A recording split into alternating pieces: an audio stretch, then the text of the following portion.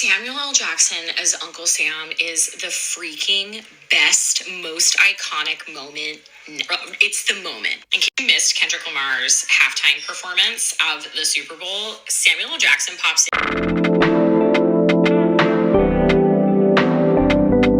in as Uncle Sam several times. He calls rap music ghetto. He tells them they're being too loud. This was a statement to me in so many different ways. They had an incredible all-black cast who was absolutely amazing, that made the American flag a gazillion different times in a bunch of different formations. There was also some rumblings that the NFL could get in trouble by Drake if he played Not Like Us, and boy did he, and boy did he say Drake's name, and he stopped and did it. And I just can't help but think how different this performance would have hit if we had a different president, you guys.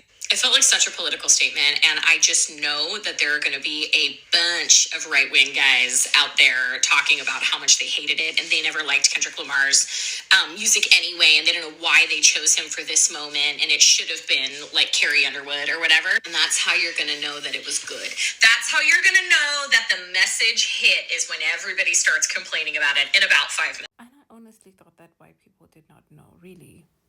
It is so funny to watch the Trump supporters melt down over Kendrick Lamar's performance at the Super Bowl halftime show. These guys are losing it. Former Republican Representative Madison Cawthorn said halftime show should have just been Donald Trump dancing to YMCA, further proving that they are very much so in a cult. Lauren Boebert said, "Tell me I'm not the only one needing subtitles for this. I forgot that Lauren Boebert can only hear when someone is bowing down to Donald Trump. If it's anything else, well, she's not so great." Charlie Kirk said, "This music is not my style. This is the same guy who loves Kid Rock." And finally, Beavis and Butthead lookalike Matt Gaetz said, quote, "The halftime show you just watched is clearly the regime's response to Trump's historic gains with black men.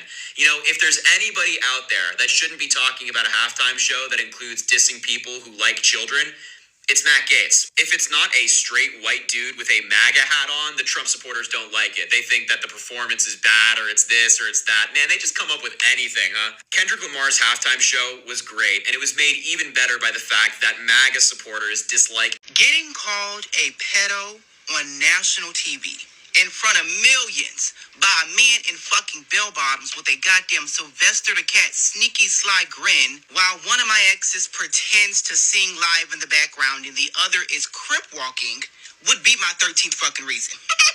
I don't think the hoodie with the holes in it in the goddamn Party City fog machine is an accurate description of the way you just got slaughtered. Personally, I would just not show up to the next show. I don't know. I would simply just disappear. So I thought Kendrick's performance was really cute. I liked the layout of the stage. I like how it was set up like a game controller, and at the end of the performance, it said game over.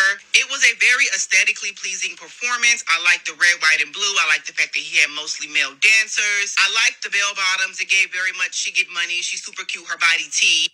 It was a cute performance for a rapper, but did it give me Super Bowl? Not really. Now, my opinion is a little biased because I do choose to stand a lady that rode in on a goddamn horse into the stadium for a regular season game while singing live. So my expectations are a bit high, but all in all, I would give it a cute 7 out of 10. Yeah, Drake is never going to show his face in public again. So Kendrick Lamar just performed halftime at the Super Bowl, and during the performance, he sang Not Like Us. And when this man said hey to Drake on the song, he looked directly in the camera at Drake and smiled. Mans was like, "Hey, Drake." Now, something funny about this is Drake a lot of times does attend the Super Bowl, but he knew better than to show up this year. Because not only did Kendrick directly call him out by name during the song, but he had everyone in the stadium calling Drake out along with him. I just know Drake was watching this performance at home, and the whole time he was probably looking up some dark web solutions for Kendrick. Now, at the end of Kendrick's performance, there were lights that lit up that said game over, and I don't think that game over was referring to the Super Bowl, even though right now it does look like game over for the Chiefs. I think that was directly a response to Drake, basically telling the man that the beef is officially now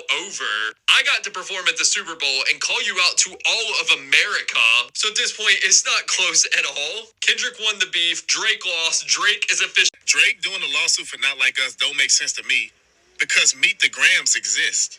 That song was 100 times worse than what he said on Not Like Us. So that just says to me, he don't care about being called what he was called.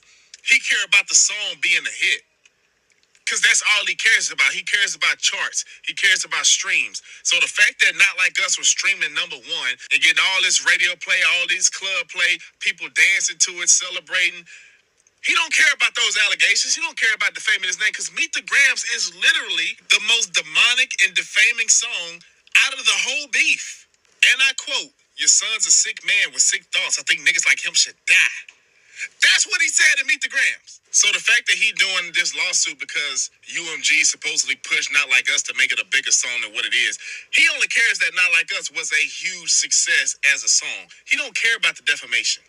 He don't, because if he did, he would be suing Kendrick Lamar directly for Meet the Grams, especially when he fed him the information. That's an easy dub, right? Having Samuel L. Jackson play Uncle Sam, knowing that he has historically played very sinister, very menacing-like characters, and then have him play Uncle Sam at your halftime show in front of Trump and do a whole play on how America really is just a game, and now as you, Kendrick Lamar, you're determining the end goal of that game? Game over, if you will? Yeah. This is a different level of artistry, okay? We don't get to see this all the time. Stuff that has meaning, stuff that has a storyline. Like, quite literally, Kendrick Lamar killed this halftime show. Oh my God, there's gonna be so many things that we're gonna be talking about for the next couple of days, but oh my God, to have Samuel L. Jackson dressed up as Uncle Sam is just like, it's too real, it's too iconic. I love the pauses in between the performances and him, updating how he feels or how America feels. You can't be too black. Honestly, it's giving us looking a little ghetto. Truthfully, genius. Kendrick Lamar is a genius. Drake trying to crash out subtly is actually way more funny than him just having a full-on crash out. Because y'all got this man posting pictures of himself in his drawers. And all I can hear is, BBL Drizzy, BBL Drizzy. And then announcing that album with Party, all I can hear is, and Party at the party playing with his nose now. Like, I don't know what Kendrick did, what they put in that music, but it feel like it got a little crack in it. Because now I can't let it go. And then, why are you posting pictures of yourself in your drawers in Australia? In Australia. It's not helping what people think about you being black. Because they don't even like black people out there. I'm not sure. I'm trying to figure out where he's going with this. Like, it's not... And maybe the album will be good. I don't know. But it's too hard to focus on anything besides They Not Like Us. They Not Like Us right now. And especially when it's... For me, I loved it. As soon as I watched it, and I was like, wow. Like, what did we expect? Like, I expected something Kendrick. I knew it was going to be more Kendrick. And it was going to be centered around his personality, his music, and how he is. So when you said, it wasn't to my expectation, I had high expectations, like, what do you mean? Because it's exactly Kendrick. It would have been too performative if he wasn't, right? So for me, it's exactly that. It's Kendrick. It's who he is. It's a style of music, and I'm glad that we have a lot of creative thinking, a lot of art, a lot of passion that goes into this as well. It's really amazing to really think about it. Really, really, really. It's really amazing. That's all. And I'm gonna add the other people's views on top of that. I really wanted to make this like a reaction side to all the videos and everything that everybody else has to say. Black, white, Indian, all of this. I wanted to add all the perspectives of all the people, because it seems like they say that white people did not like it, but I think that they are talking about the white people at the licking top.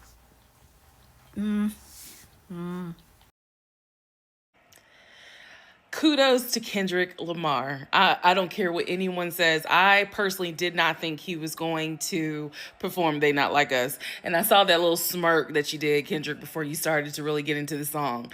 But I had to come on here because I know my timeline is about to be crazy.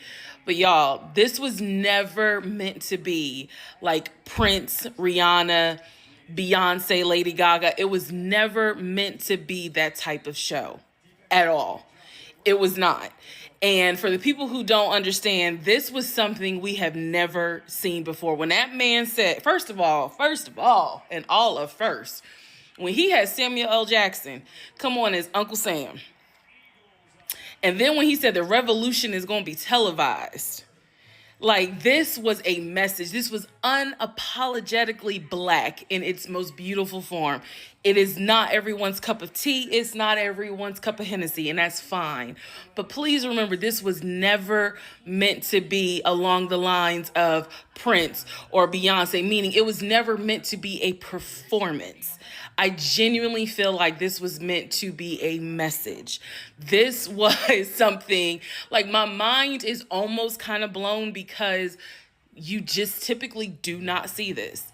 And kudos, Kendrick Lamar. I know he probably ain't gonna see it, but his cousin's baby mama's second nephew, twice removed uncle may see this. Someone tell Kendrick Lamar kudos, because that was a powerful show he put on. And I'm not even going to sit up here and act like I know all his music. I don't. But I know a message when I see one. And that, ladies and gentlemen, was a message. Some people will get it, some people won't. But that was never meant to be, this amazing, oh my God, so entertaining halftime performance. It was never even meant to be that. And I love that he stayed true to who he is in that show. And on another note, y'all, go Eagles. I want the Eagles to whoop the Kansas City Chiefs' ass so bad. Okay, that's all I had to say. Bye. I know we all caught the shade that Kendrick was throwing at Drake during this halftime show performance.